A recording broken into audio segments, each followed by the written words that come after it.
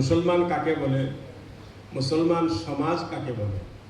মুসলমান সমাজটা আসলে ওই সমাজকে বলে যে মক্কায়, মদিনায়, আরবে যখন ইসলাম প্রচার হয়েছে, প্রসারিত হয়েছে, তখন কোনো অমুসলমান মানুষ তার যুবতী মেয়েকে একা কোনো জায়গায় পাঠাতে গেলে বলতো যে মা, তোমার রাস্তায় যদি কোনো জায়গায় তোমার ইজ্জতের খাতরা হয়, তবে কোনো মুসলমানের আশ্রয় নিবে, তোমার ইজ্জতের হেফাজত হবে। এই হচ্ছে মুসলমানের সমাজ। মুসলমানের সমাজ হয়েছে ওই সমাজ যে সমাজ তার প্রতিবেশী ক্ষুধার্ত, হিন্দু না মুসলমান, বুদ্ধ না জৈন, সেই জিনিসটা না দেখে তার একজন প্রতিবেশী যে রাত্রে ক্ষুধার্ত অবস্থায় ঘুমায়, তবে সে তার ঘরে ঘুম পাড়তে পারে না। ওর মুখে যতক্ষণ পর্যন্ত অন্য খানা পৌঁছাবে না, ততক্ষণ পর্যন্ত তার ঘুমানো হারাম। কারণ আল্লাহ রসুল সাল্লাল্লাহু আলাইহি সাল্লাম বলেছেন যে তোমার একজন প্রতিবেশী যতক্ষণ পর্যন্ত তার হক তুমি আদায় করবে না বা তার প্রতি তুমি লক্ষ্য রাখবে না, ততক্ষণ পর্যন্ত তুমি প্রকৃত মুমিন হতে পারবে না। এই সমাজের নাম হয়েছে মুসলিম সমাজ। আপনাদের এলাকার খবর জানি না, আমাদের এলাকায় আমি নাম বলবো না, আগে অনেক বছর আগে, অনেক দিন হয়েছে, একটা মুসলিম এলাকায় বড় সাংঘাতিক মেসাকার হয়েছিল। অনেক মানুষকে হত্যা করা হয়েছিল, ঘর বাড়ি পুড়ে দেওয়া হয়েছিল, অনেক কিছু। সেটা ছিল রাজনৈতিক কারণ, কিন্তু সেই কারণের অন্তর্নিহিত যেটা কারণ ছিল সেটা ছিল এই মুসলমান ভাইদের পাশে কিছু ট্রাইবেল গ্রাম ছিল ওই এলাকায়। তো ট্রাইবেলরা ক্ষেত করত, মুসলমানরা ধান বাড়িতে নিয়ে আসে। ট্রাইবেল জমি চাষ করে ধান লাগিয়েছে, আগুন মাস অগ্রহায়ণ মাস আসার পরে মুসলমান রাত্রে গিয়ে ধান কেটে তার বাড়িতে নিয়ে আসে। ট্রাইবেল মানুষ, গরিব মানুষ, দুর্বল মানুষ, কিচ্ছু বলতে পারে না। কোনো ট্রাইবেল মানুষের গরু, ছাগল, মোষ যদি মুসলমান গ্রামে আসছে, সে সহি সালামতে আর তার বাড়ি ফিরতে পারবে না। তাকে আমাদের এলাকার কথা বলছি, আজকের থেকে 3 বছর 4 বছর খানিক আগে আমাদের এখানে একটা মাদ্রাসায় বিরাট বড় ওয়াজ মাহফিল হয়, বিরাট বড়। আর সেখানে 100-150 গরু কাটা হয়, মাংস বিক্রি করা হয়। আর সেই ওয়াজ মাহফিলে সেই এলাকার যত লোক সমস্ত দুনিয়া থাকে, Saudi, Kuwait, Bahrain, Dubai, America, London, সমস্ত লোক এখান থেকে আসে এবং সেই ওয়াজটা বৎসরের একটা নির্দিষ্ট দিনেই হয়। 2 বছর আগে রমজান মাস হওয়ার জন্য ওরা একটা নতুন করে পরিবর্তন করেছে। আর সেই ওয়াজের দিনটার এত বড় মহত্ব যে কোনো স্বামী যদি তার বাড়ির বিবিকে, তার স্ত্রীকে ওই ওয়াজের তারিখে বাপের বাড়িতে যাইতে নিষেধ করে, তো তালাক হয়ে যাবে, কিন্তু যেতে হবে না। সেই ওয়াজের দিনের আগের দিন একটা অসমীয়া মানুষের 3টা গরু চুরি হয়েছে, বড় বড়।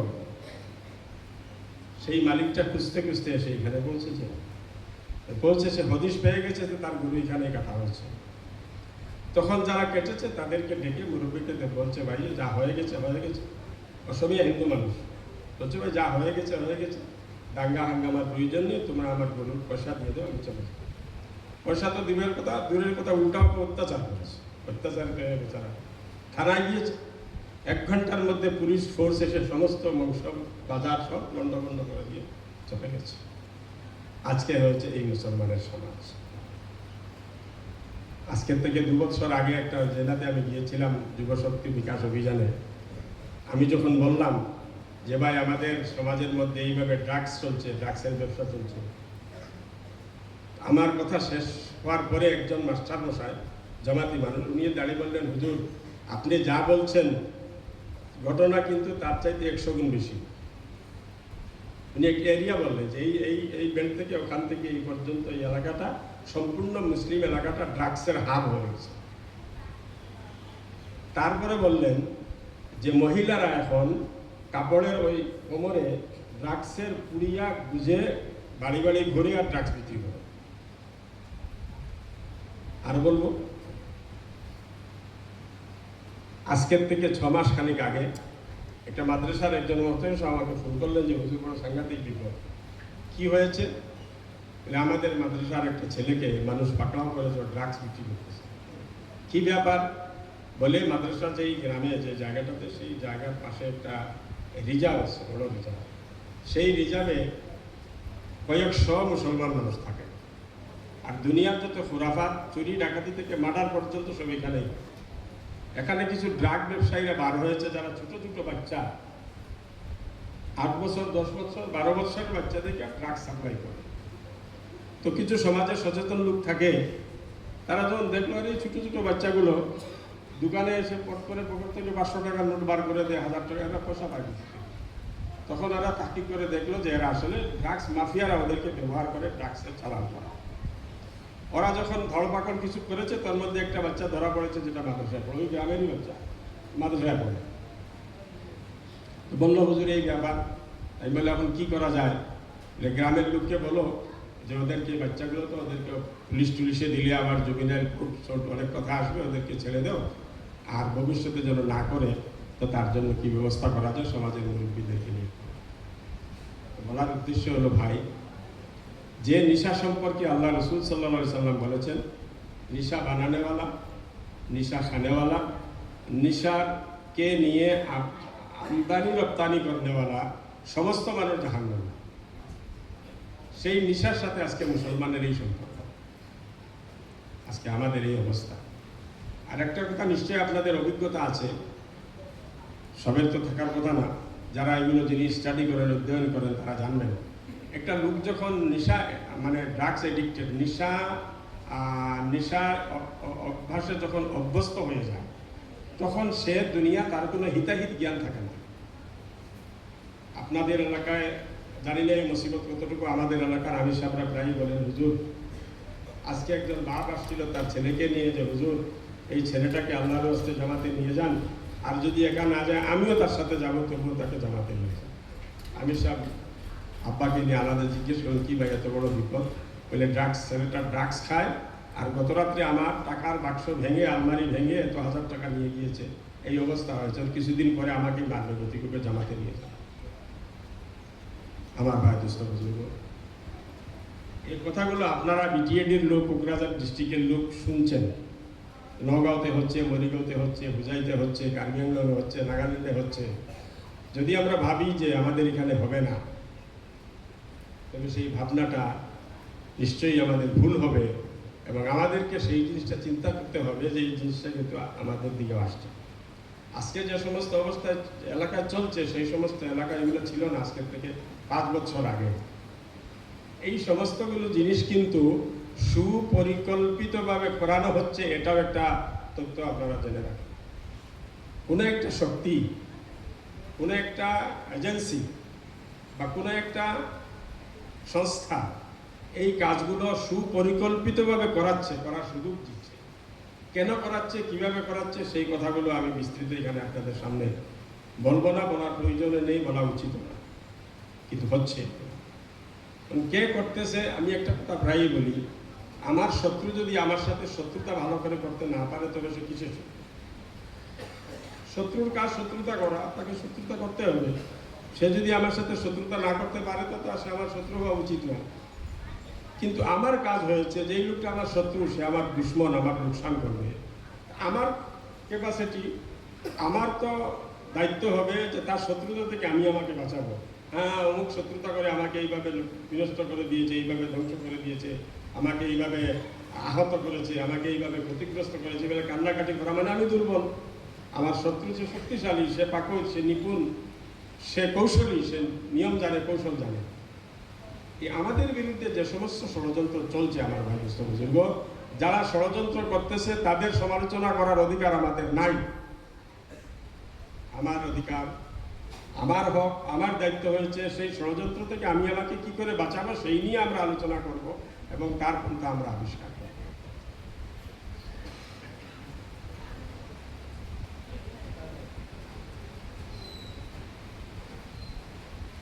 এই জন্য ভাই, আমাদের জিম্মেদারি, আমাদের কর্তব্য, আমরা আমাদের সমাজকে বাঁচাতে হবে। আর সেই সমাজকে বাঁচাতে গেলে সর্বপ্রথম কাজ আমাদের অ্যাওয়ারনেস, সজাগতা। মানুষকে সজাগ করতে হবে, আমাদের যুবকদেরকে সজাগ করতে হবে যে তোমাদেরকে আস্তে আস্তে আস্তে কোন জায়গায় নিয়ে যাওয়া হচ্ছে।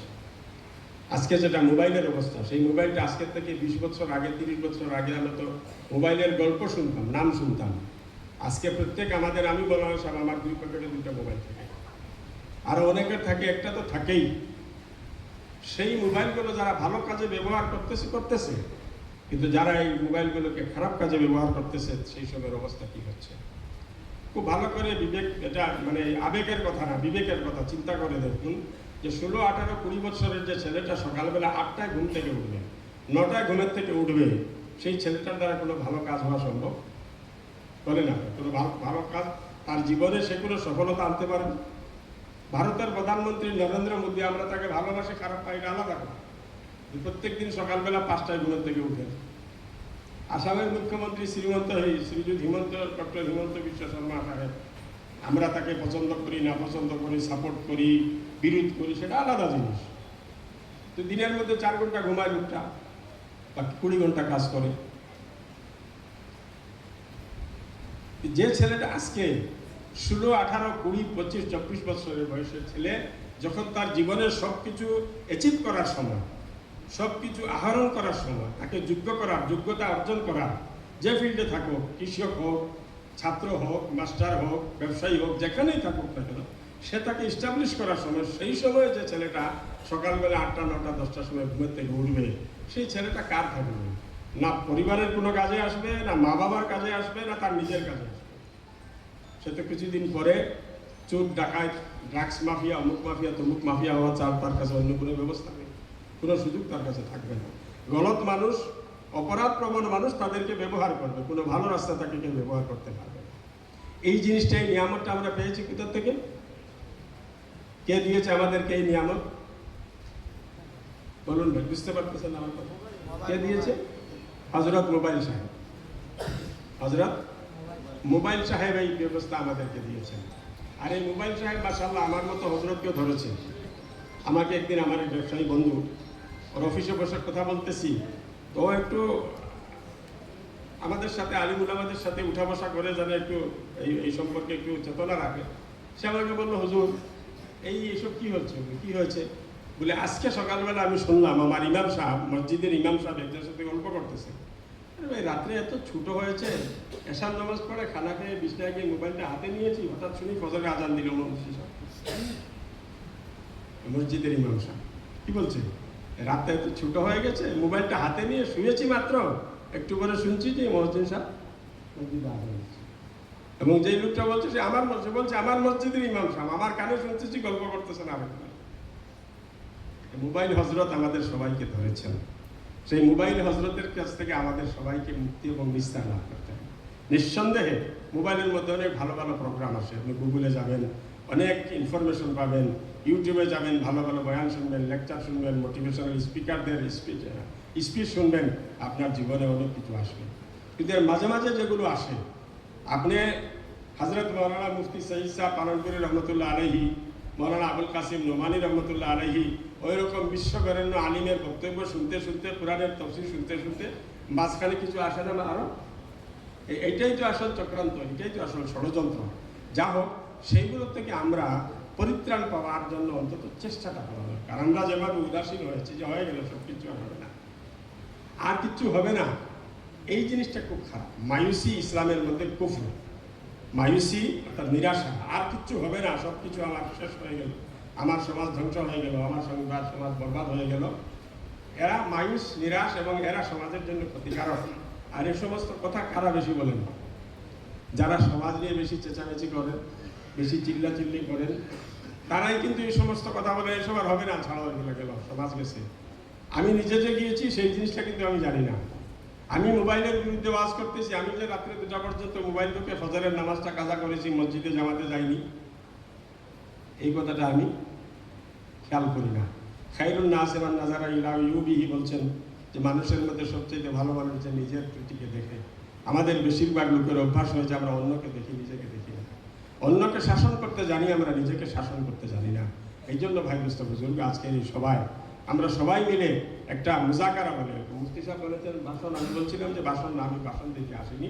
আল্লাহ বলছে জাক্কির ভাই ইন্না যিকরা তানফাউল মুমিনিন, মুজাকারা করো, আপুসের মধ্যে মত বিনিময় করো, তো ওটার মধ্যে মুমিনদের জন্য ফায়দা হবে। তো আমরা আমাদের দরদ আপনাদের কাছে বলতে আসছি। আপনারা আমাদের দরদ শুনে সেই দরদের সাথে আপনারাও যদি দরদি হন, তবে সেই দরদকে মিটাবার আমাদের একটা রাস্তা বার করতে হবে।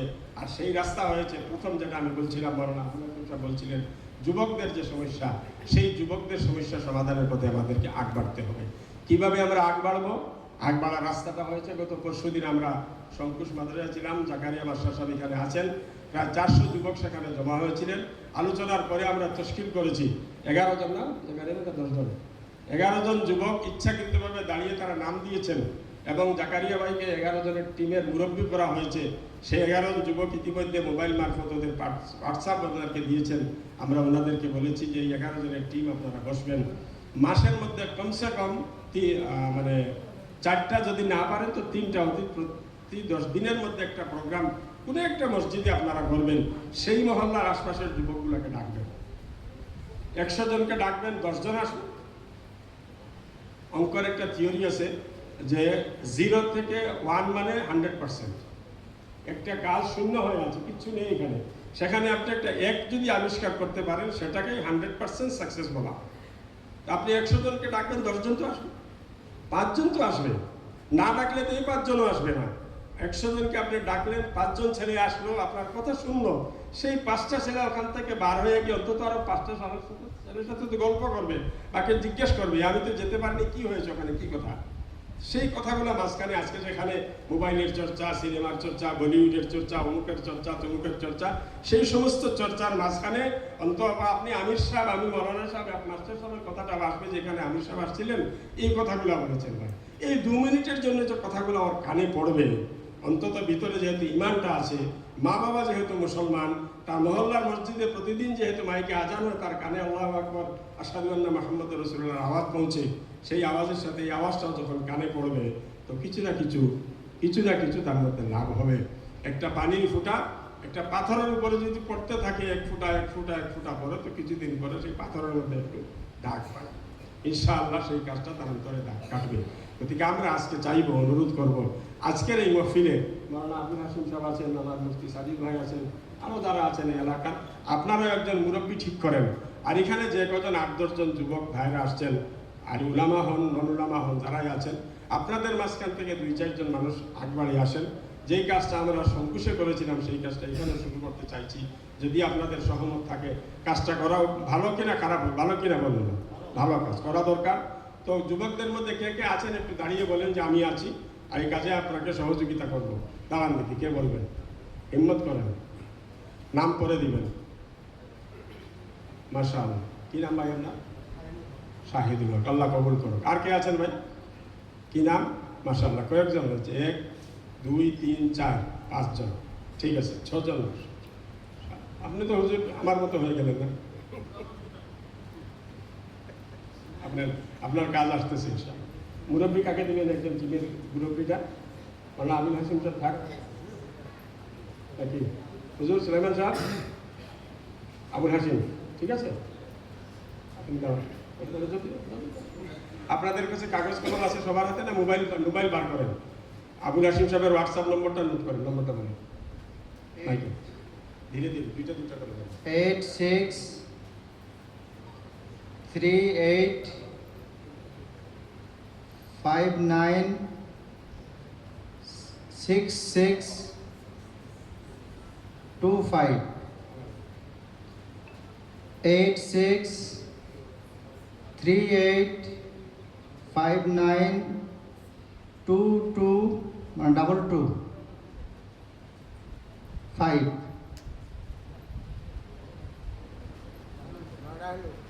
আপনারা আবার টু বলে আবার ডবল 8638596225 এই নম্বরটা আপনাদের সাথে রাখেন। মাওলানা আবুল হাশিম সাহেবকে হোয়াটসঅ্যাপ করে আপনার নাম এবং মোবাইল নম্বরটা দিয়ে দেবেন, তারপরে উনি আপনাদের সাথে যোগাযোগ করে বসবেন, প্রোগ্রাম বানাবেন, কাজ ইনশাআল্লাহ হবে। আল্লাহ পাক তৌফিক দান করুক। এবার আসছি দ্বিতীয় কথায়, সবাহি মক্তব।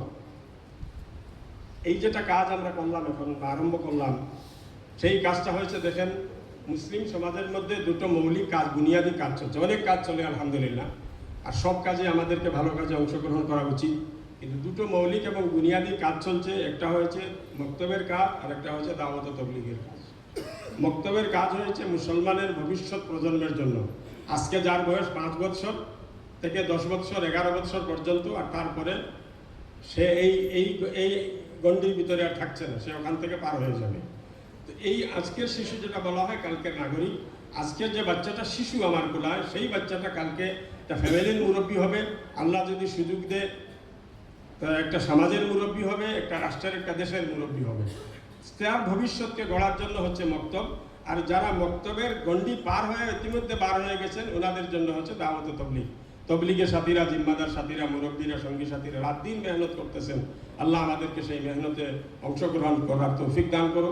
যতটুকু পারি আমি নিজে ব্যক্তিগতভাবে, আল্লাহ যখন মৌকা দেয়, যখনই সুযোগ পাই মানে সুযোগ করতে হয়।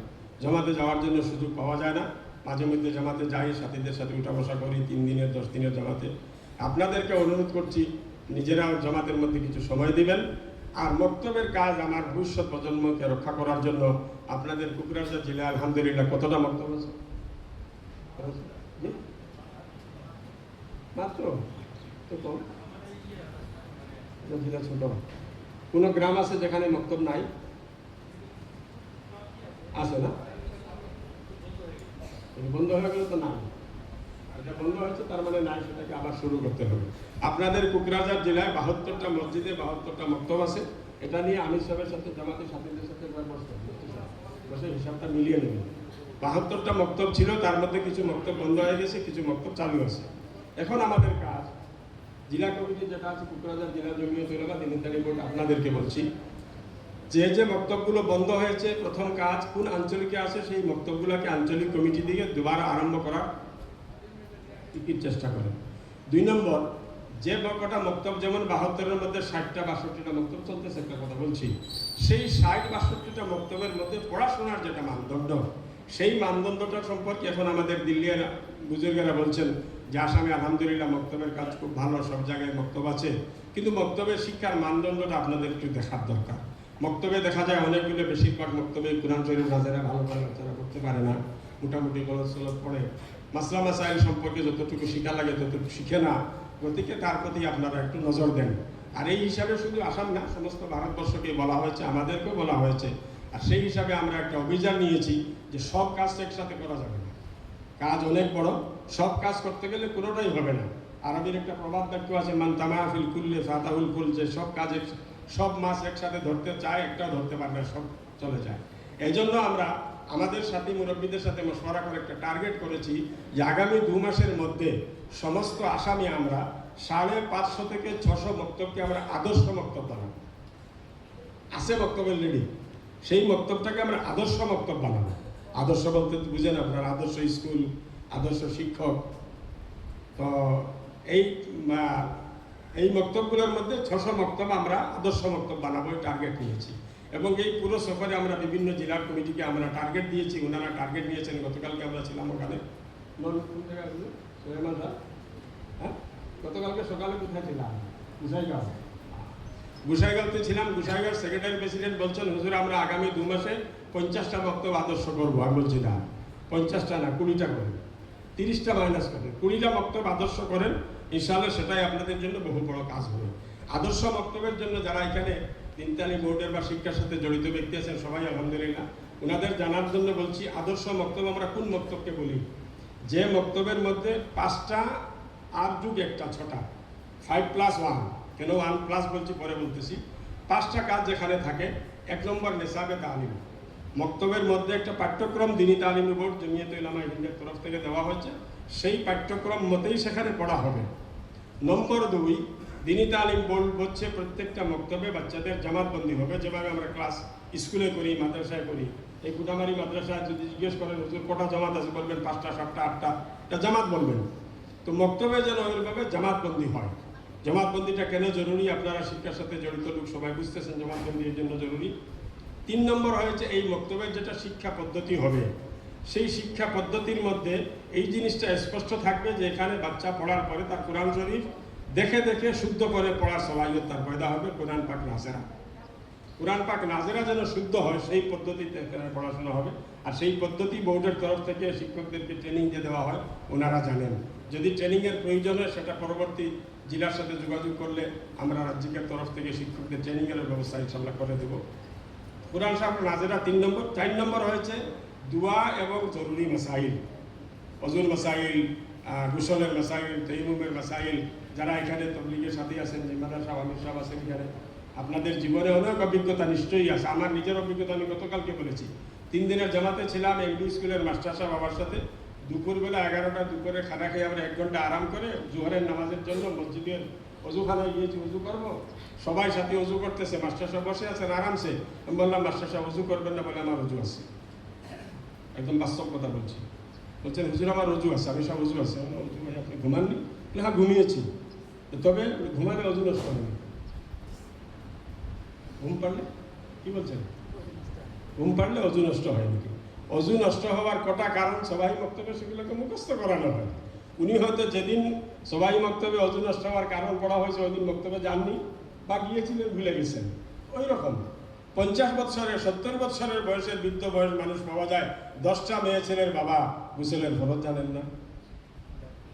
আছেন ভাই তবলিগি কেউ এখানে? তবলিগি জামাতে ঘোরা লোক আছেন না আপনারা? পেয়েছেন কোনোদিন ওই রকম লোক? 50 বৎসরের লোক কলিমা শাহাদাত জানে না। আমি পেয়েছি মরকজুল মারিফ থেকে বাচ্চাদেরকে স্কলারশিপ দেওয়া হয়। হায়ার সেকেন্ডারিতে 92% নিয়ে গুয়াহাটি কটন কলেজে অ্যাডমিশন নিয়েছে। কত পার্সেন্ট? 92%।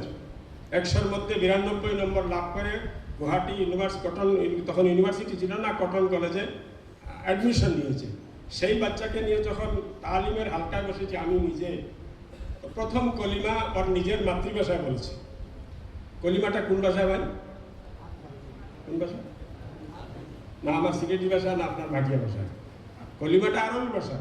এই ছেলেটা যে 92% লাভ করেছে হায়ার সেকেন্ডারি পরীক্ষা, সে প্রথম কলিমাটা বলেছে তার মাতৃভাষা, দ্বিতীয় কলিমা সে আর জানে না। কত বড় ট্যালেন্ট থাকে একটা বাচ্চা, দ্বিতীয় কলিমাটা জানে না। সে কালকে প্রফেসর হবে, আইপিএস হবে, আইএস হবে, অ্যাডভোকেট হবে, জজ হবে। সে যখন জজ হয়ে যাবে তখন তো আর কলিমা শেখার জন্য আপনার কাছে আসবে না, আমার কাছে আসবে? আসাটা সম্ভব না। এই জন্য সবাই মক্তবে এই জরুরি জিনিসগুলো, অন্তত মাসলা মাসাইলগুলো আমরা যেন তাদেরকে শিক্ষা দিতে পারি। এই আদর্শ মক্তবের মধ্যে এই ব্যবস্থাটা থাকবে। আর শিক্ষক সাহেবের হাতে একটা রেজিস্টার থাকবে, দৈনিক হাজিরা খাতা। এই হাজিরা খাতার মধ্যে শিক্ষক সাহেব বাচ্চাদের নাম লিখবেন জামাত হিসাবে, যেটা করা হয়। কিন্তু প্রথম মাসে একটা কাজ করতে হবে ওনাকে, যে প্রথম পাতায় নামগুলো লিখবেন, সেই পাতার ডাইন দিকে বা বাম দিকে যেখানে সুবিধা হয় সেই বাচ্চার গার্জেন্টের মোবাইল নম্বরটা লিখবেন। মোবাইল নম্বরটা এই কারণে জরুরি যে আব্দুর রহমান নামের বাচ্চাটা গতকালকে মক্তবে আসেনি, আজকেও আসেনি। শিক্ষক সাহেবের সেটা দায়িত্ব থাকবে, উনি গার্জেনকে ফোন করবেন যে ভাই আপনার ছেলেটা আজকে 2 দিন হয়ে গেল মক্তবে আসেনি, কারণ কি? ও তো পড়তে পারবে না, ওর সাথের বাচ্চাগুলো অনেক দূর চলে যাবে, তো পিছনে পড়ে থাকবে। এইভাবে তাকে তরগিব দিবেন। এই 5টা কাজ যে মক্তবে থাকবে। নেশাব দিনী তালিম বোর্ডের কারিকুলাম মতে পড়া হবে। জমাতবন্দি থাকবে, শ্রেণীবদ্ধ থাকবে। কোরআন শরীফ নাজেরা শিক্ষার ব্যবস্থা হবে। দোয়া মাসাইল আকাইদের শিক্ষা সেখানে হবে। হাজিরি রেজিস্টার থাকবে। এই 5টা জিনিস যে মক্তবে থাকবে। 5+1 6 নম্বর রয়েছে শিক্ষকটা যোগ্য শিক্ষক। যে সমস্ত এলাকায় আমরা মিয়াজি দিয়ে মক্তব চালাই, মুন্সি দিয়ে মক্তব চালাই, সেই এলাকায় কোনো ভালো আলিম নাই, কোনো আলিমকে এখানে নিয়ে আসা সম্ভব না। সেই সমস্ত মক্তবে গিয়ে যদি আমরা মেহনত করি তবে সেটা সম্ভব হবে না।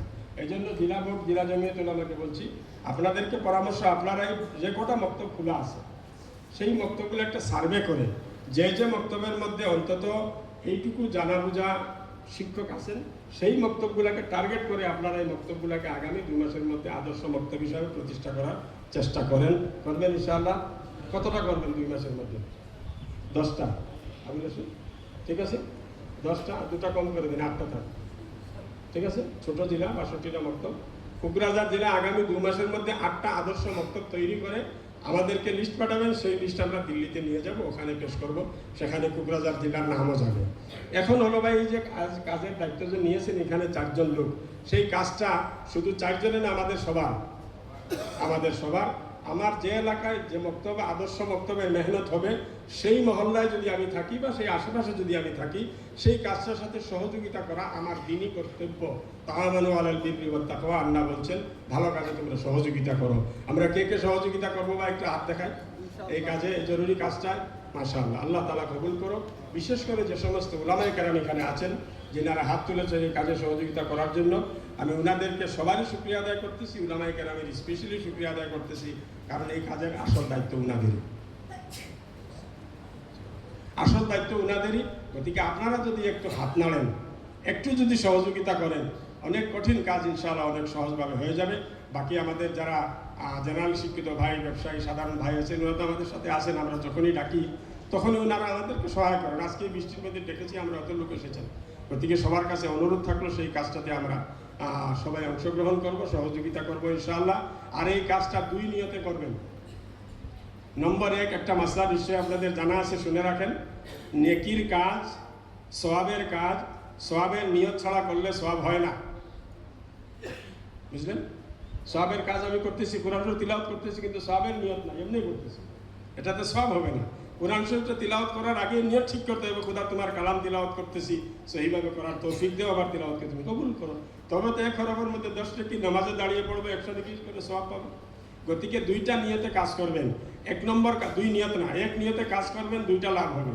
1 নম্বর হচ্ছে সদকায়ে জারিয়া।